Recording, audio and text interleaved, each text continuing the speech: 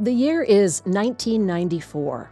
A pair of artists install 4 sculptures of giant badminton birdies on the lawn at the Nelson-Atkins Museum of Art in Kansas City. The public is enraged, saying the oversized sculptures ruin the museum aesthetic. Fast forward to today, when the mammoth shuttlecocks are not only loved, they've become iconic symbols of the city. Today's program is a deep dive into why the shuttlecocks are here, how the public opinion tide drastically turned, and what it takes to care for these big birdies. Welcome to ArtBytes, a podcast from the Nelson-Atkins Museum of Art, where we take you beyond just the art on the walls and into the stories of the artists and the stories behind them. I'm your host, Kathleen Layton.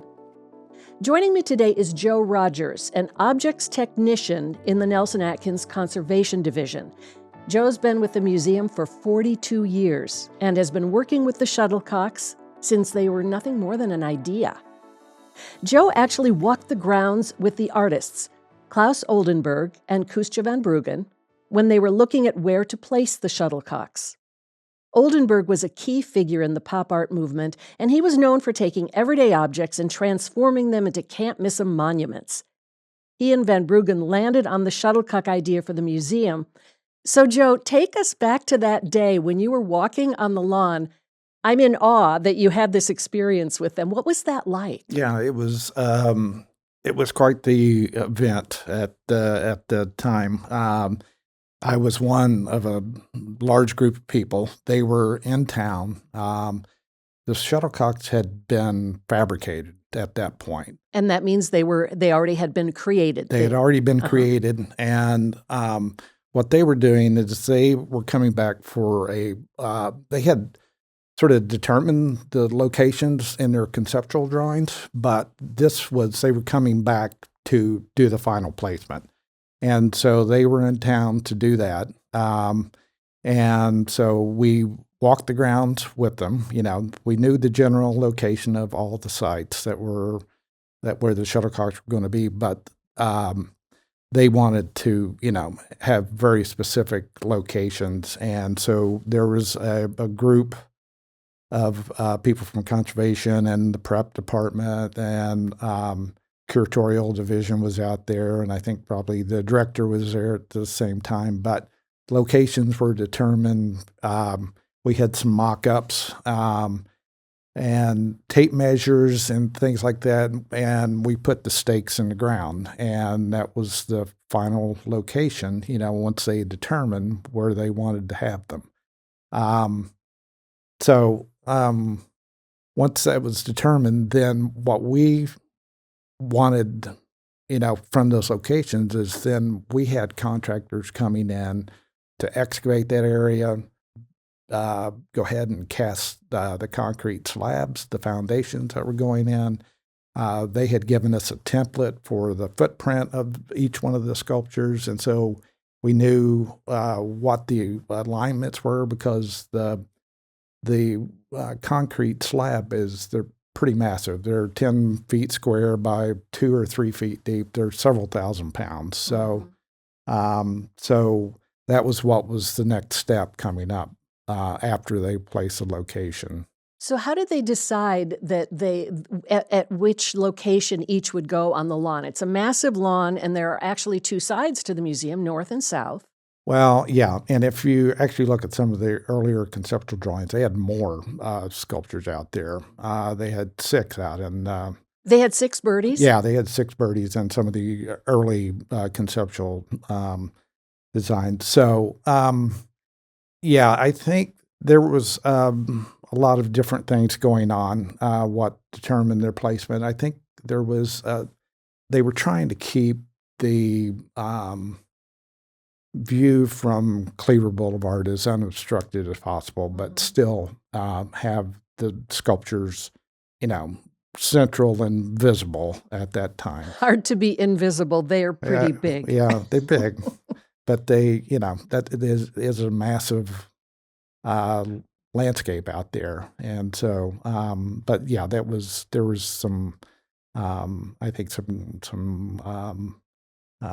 discussion about where they would go. And Klaus and Kustya, what were they like? Were they excited about this? Were they what was their demeanor? Well, I think that there had been so much discussion about that, publicly, positive and negative. Um, they were they were doing good because they were getting close to completion of the project. So the sculptures had been fabricated, they'd been created, and the next step was to go ahead and install them. And so they were. I think it was just a relief to have a lot of that done and behind them, and they were looking for forward to seeing the sculptures in place, because you never know what it's going to look like, until you really install something. And so anyway, This would be hard to move a foot over if you once yeah, they're no, installed. it wouldn't. Yeah, you wouldn't be able to do that. The shuttlecocks were actually commissioned by longtime museum patrons, Morton and Estelle Sosland. Were they there that day? How involved were they? I don't remember them there that day. I was working and trying to, one of my goals was to ask them a few questions, because it's the first time I had met them or had dealt with them. And one of the primary questions was, how do you want that all of the sculptures to age? Do you want them to age, or do you want them to look as they are the day they were installed? And they wanted them to remain looking like the day that they were installed. So that opened up a whole list of problems that we were going to have, being outdoor sculptures, being painted, sculpture on top of that. Typically the paint, degrades under UV, and so those were a lot of issues that immediately came to mind when we heard that they wanted to keep everything as pristine as possible. And let's talk a little bit about your role here. Conservation, some people might not know what that is.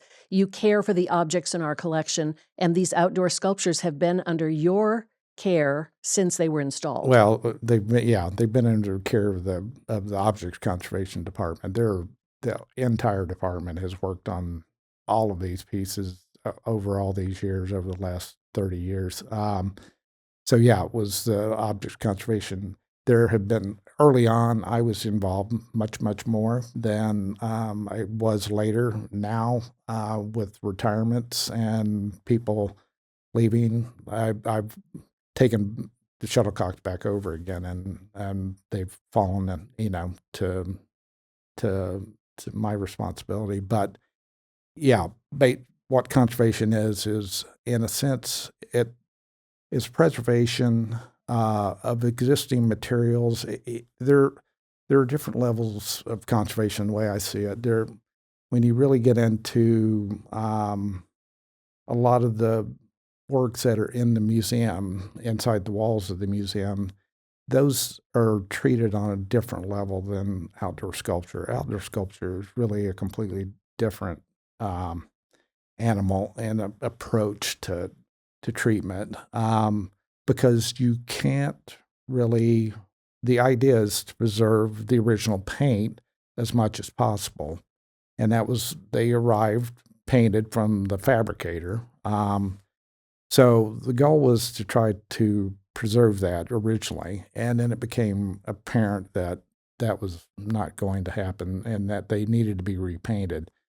And that really, the first repainting took place after 7 years or 8 years. The quality of the paint at that point was not particularly great. It was the fabricator was a boat builder, and so they were using products that they use building boats, and so they weren't looking at it from the same kind of perspective that we were in conservation. So anyway, so we were. What ends up and happens is you end up and have to repaint, the original colors. That was something that we closely matched to get the shuttlecock orange, and then the white, if you look at the white, it's really not white. It's really kind of a very sort of creamy color, but it looks white outside. But following the color match is what we could do. The gloss was also a very important component and still is, because when you have the UV degradation of the paint, the orange fades, the white gets kind of chalky, and and then it begins to flake, and so that's what we were really having to deal with. Harsh weather conditions is just one of the challenges Oh, yeah. you would face with an outdoor sculpture. I mean, we joke that Kansas City sometimes has 4 seasons in one day, and Yeah. that's actually true. Mhm. It can be blisteringly hot, it can be freezing cold. We have tornadoes, we have rainstorms, you know.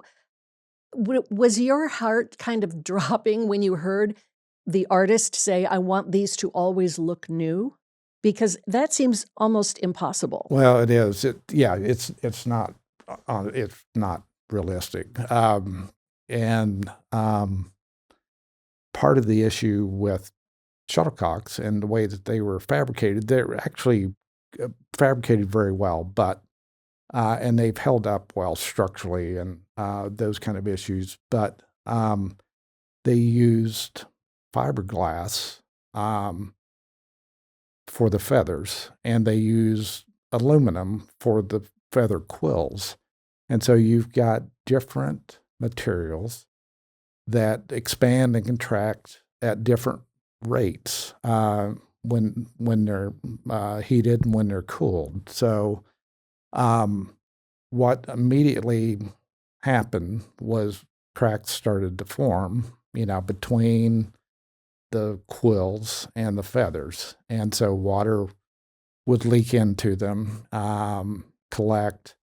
There would be some freezing that would take place in the winter. We would get some cracks and things like that. So it would just sort of grow exponentially. So that was one of the biggest problems is mixed materials.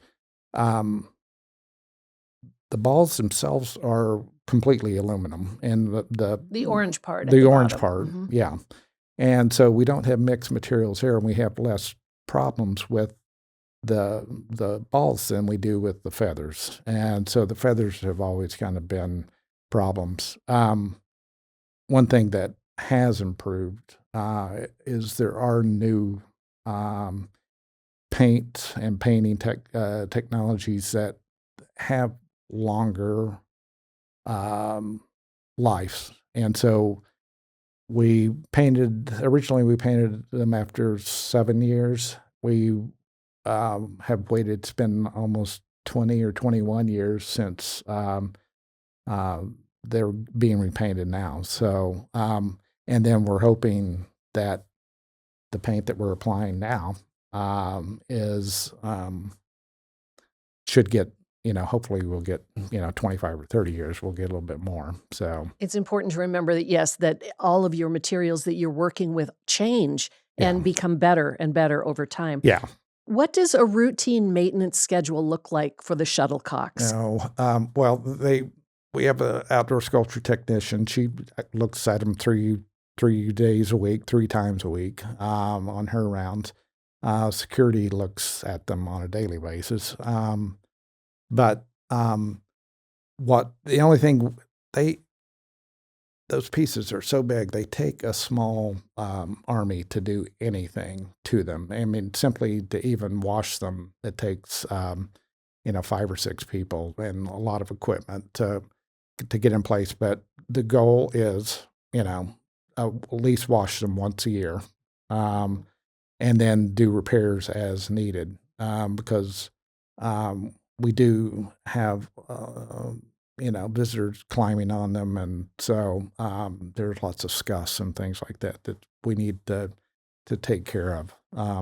So yeah, on a yearly basis, that's really what we do. They're pretty well scrutinized if they're looked at a couple of times a week. Yeah. Oh, they are. Yeah. And then also every day by our security officers. yeah. What are they looking for? Are they looking for cracks? Are they looking for scuffs? What they're going to find, are shoe scuffs. A lot of times, what's going on? The scratches. We want to find out if there's scratches in the paint, because then that just weakens the paint film. And then once you start to get an open area that where you have flaking paint, it just tends to grow.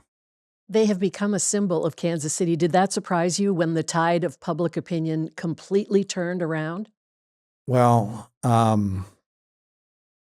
yeah, I don't. It's kind of hard to answer. It's impossible to predict those types of things, what kind of reaction. At the time, there was such a negative reaction to them. I don't really know that I, thought that they would become as iconic as they have become. I mean, they're the symbol of the Nelson-Atkins. They're really becoming the symbol of Kansas City as well. So, I mean, you see that silhouette and you know instantly what you're looking at and where they're located and what it is. So that's very interesting.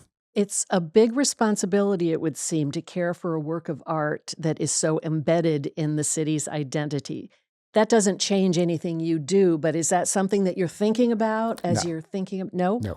Nope. No. Nope. You've got things to do. You've got to take care of with these pieces. And treatment of shuttlecock is, I call it industrial conservation. I mean, it really is on a industrial level. We're working with, rigging companies like Belger Cartage, and to take these pieces apart because it takes a lot of equipment. The painters are industrial painting companies, and they're commonly or often painting bridges and things like that. They're used to big projects. So this is actually kind of a smaller project for them, but it is on such a different level than most projects that we work on, not only for the sheer size of the sculptures, but there's 4 of them. And so it just becomes a little overwhelming at certain points. There's only so much that we can do. We have 3 people in object conservation, and we have a part-time 4th position. So that is, it's really hard to work around that. So walk us through if one of them is going to be cleaned, one of the shuttlecocks, because the small army has to be uh, brought in order to do that. What happens first? You've inspected it. You decide that this is going to need some conservation work, some maybe repainting. Then what happens? Does a crane come and take them away? Yeah. And Yeah. So basically, what we'll do is, documentation is so important in conservation. So we'll do a whole series of before treatment photographs. Make sure we have that documented well. Then we can work with the rigging companies to come in.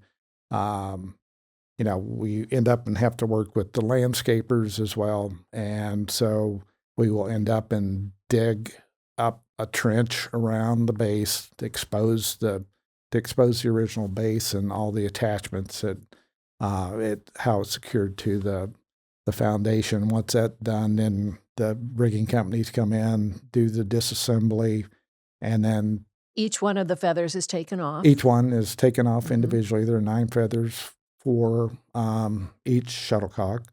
Those are, they're all relatively lightweight in a sense. Each feather is around 500 or between 500 and 600 pounds. The ball, light as a feather. Yeah, they're light as a feather, and the balls are, they're heavier. They're closer to 2,000 pounds, but so they will be loaded up, transported to the industrial painting company. They will do a lot of prep, remove lifting and flaking paint, and then prep the surface, prime it. We're working with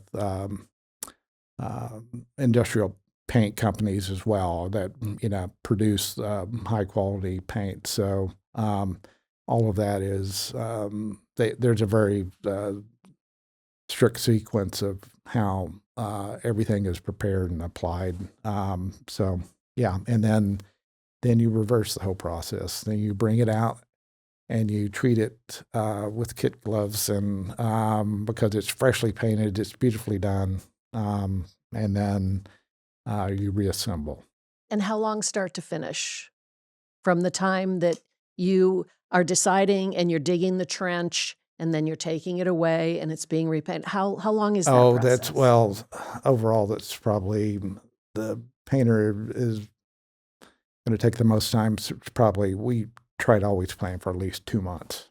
Yeah, that would be a way. That would be de-installed.